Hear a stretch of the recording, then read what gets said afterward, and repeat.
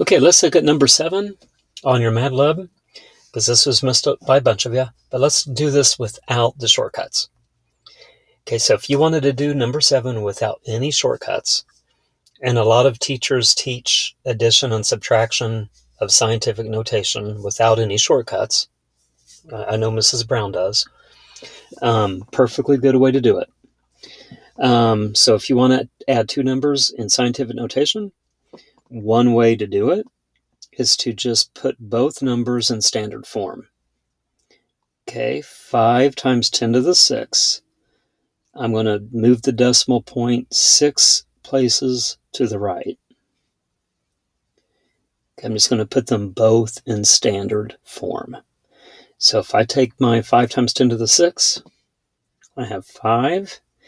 And then every single move, I have to put a 0 down.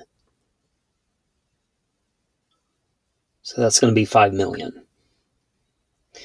Okay, 3.4 times 10 to the 5th, I'm going to change that into standard form by moving the decimal point 5 to the right. Okay, moving it 1 to the right gets me past the 4. But then I have 4 more moves, so I have 4 zeros that I'm going to be sticking in there. So I'm going to have 34 followed by 4 zeros. I went ahead and lined them up to the right.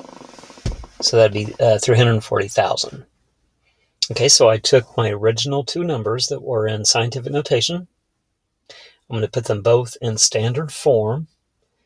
Now I'm just going to add like normal. Okay, add like normal. Bunch of zeros. 4 plus 0 is 4. 3 plus 0 is 3. 5. Okay, we get 5,340,000. Okay, now we're just going to take that answer that's in standard form. We're going to put that back into scientific notation.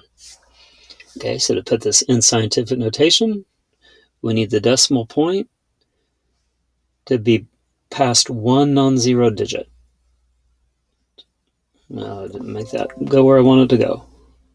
Right there. It needs to be after the 5.